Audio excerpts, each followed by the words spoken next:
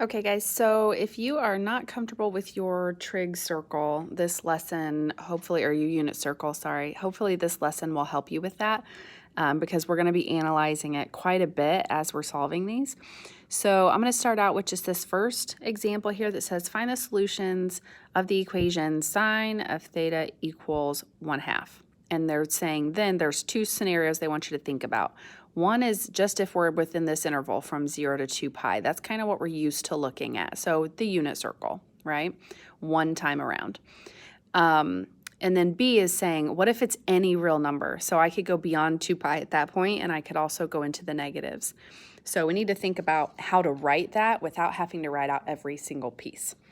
Okay, so let's start with the first one. So first of all, if I'm going to look at my unit circle here, I'll just bring it up like this. So I'm looking at where sine is 1/2. So remember, sine is your y values. So I'm going to look through here and find all of my 1/2 y values. So this is one of them right here. So pi over 6 is a possible solution. So I'm going to go ahead and write that one down. So theta could be pi over 6. Another situation on my unit circle where sine is 1/2 would be over here at 5 pi over 6. So another solution would be 5 pi over 6.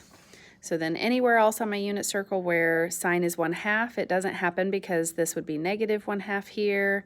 This one would be negative 1/2. So it's only going to happen up here in that half of the unit circle. So those two are the only two answers that are within this interval right here.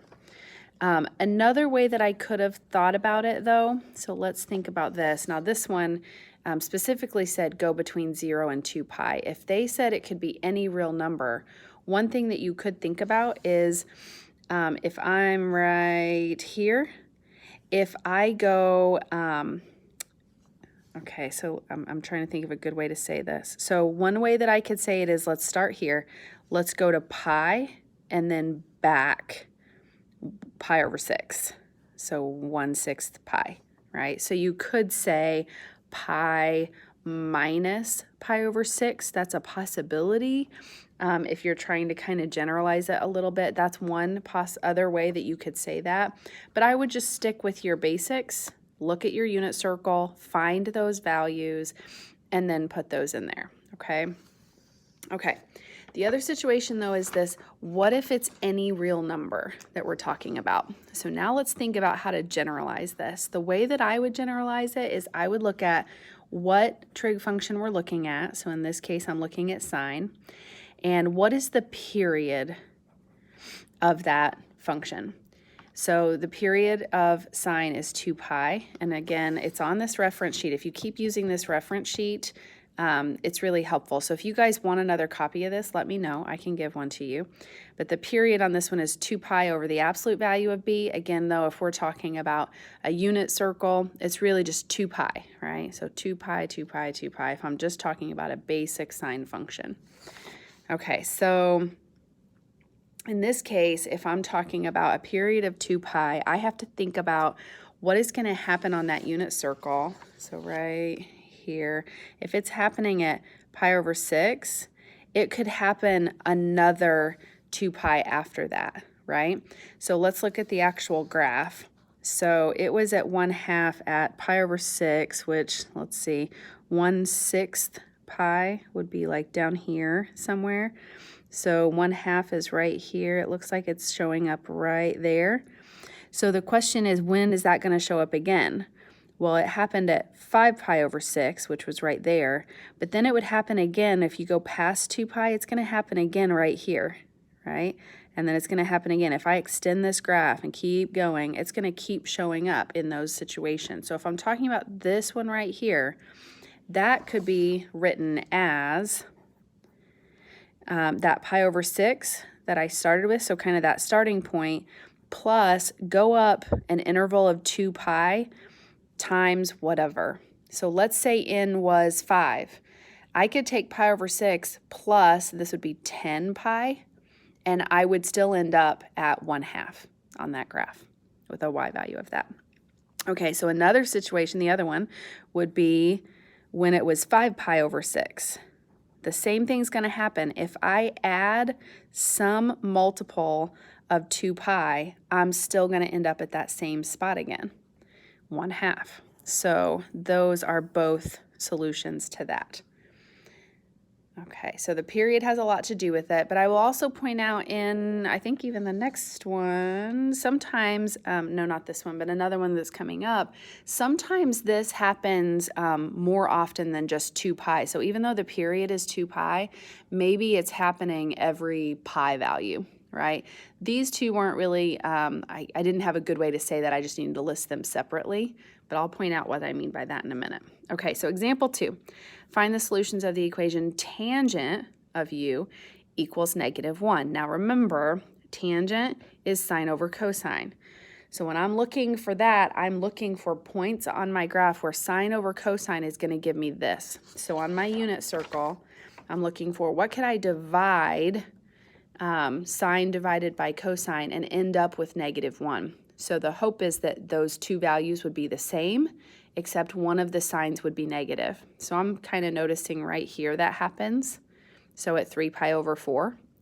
So let's go back for a second though. Let's think about what the period is in this one, because I'm going to write this one as a general, like here's with, it could be any real number, because they did not give me an interval to think about. So I'm not going to be able to list every one of them. Instead, I'm going to write it like this. Okay, so let's talk about the period real quick. The period of a tangent function is pi. So again, you can go back to your reference sheet if you need to. So here's my tangent function. Pi is every, so that's the space between each one of these, right? So that's it starts at -pi over 2 and goes up to pi over 2. That's a space of pi. That's the period. Okay, so then I need to know where is that happening at? So one point that I gave you was 3 pi over 4, right? So if I look back over here, 3 pi over 4, if I take sine divided by cosine, I would get -1. So 3 pi over 4 is the first one that I noticed where that was happening. So this u value right here, u could be 3 pi over 4 plus, remember this could happen every time I add the period to it. So every period it's going to happen again. So if I'm at 3 pi over 4, the period is pi. So if I add pi to it, that makes me go all the way across the circle over to the other side, right? So that means I could have said 7 pi over 4, right? Either of those end up the same way, because if I take sine divided by cosine, I still get -1. So I chose to use 3 pi over 4, but I'm going to add that period of pi, some multiple of it. So I could have said if n was 1, that would have given me 7 pi over 4, which is still correct. If I said that n was 0, that means I'm just taking 3 pi there over 4. Okay, so this is one way to write it, but remember you could use other values. This 3 pi over 4 is one example of how you could write that. All right, example 3. They want me to solve this equation, cosine of 2x equals 0, and then express the solutions in both radians and degrees, and then they want me to do a second thing down here that I'll look at separately. That's part B. So the first part, cosine of 2x, I wouldn't stress too much about the fact that this is a 2x. Instead, I would say, you know what, I'm just going to look at cosine of just some angle. So I'm not going to think of this as 2x. Instead, I'm going to think of it as just cosine. I'm going to call it theta.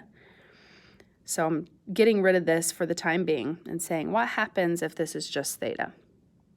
Okay, so again, I'm going to go back over to my unit circle and think about where is the cosine of theta? 0. So if you look for cosine, cosine is your x values. That's happening right here, and it's happening down here. So at pi over 2 and at 3 pi over 2. Now, this is that situation I was talking about. The period of cosine is 2 pi, okay? But in this case, this is kind of a weird case. This right here is where my cosine is 0, and this is where my cosine is 0. And how far away is that? That's only halfway around the circle, which is pi.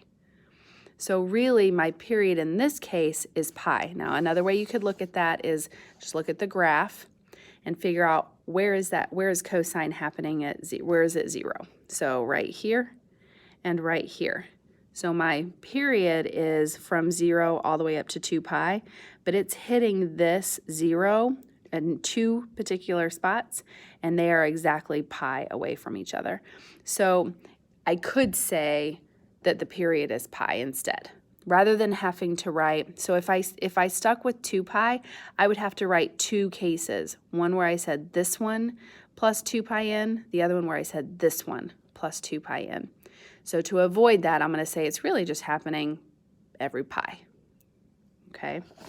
All right, so here's how I'm going to write this one. My cosine of theta is 0, which means the theta in that case is going to be, I'm going to stick with pi over 2 plus, like I said, that pi n. So that's going to cover every scenario. Then I have to go back because remember I put theta right there instead of 2x. So I need to put this back in here. So 2x equals pi over 2 plus pi n. And now I need to solve for x. Okay, so when you're solving an equation, you have to solve for the variable they give you. So that means I'm going to divide everything by 2. So that's going to cancel this one out. If I divide this by another 2, that means I've got pi over 4 now. Plus pi divided by 2 would be pi over 2 n. So that's what that new equation looks like. Now, I have to go back up for a second because they did tell me to express it both in radians, which I did, so this one is done, but I also have to express that in degrees. Degrees are actually very easy if you already have your radians done. So let's go back over here to your unit circle again. My radian solution was pi over 4 plus pi over 2n. If you look at pi over 4 on your unit circle, that is 45 degrees. So in degrees, x would be 45 degrees plus pi over 2n, which in this case that'd be 90 degrees times n. So there's my degree solution.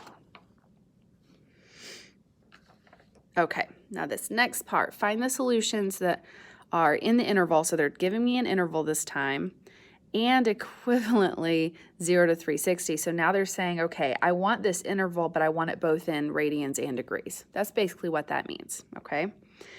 All right, so now I need to look back up at this again, and I need to think about when are these two situations gonna actually happen, I guess you could say. So I made a table. That was the easiest way for me to do this problem.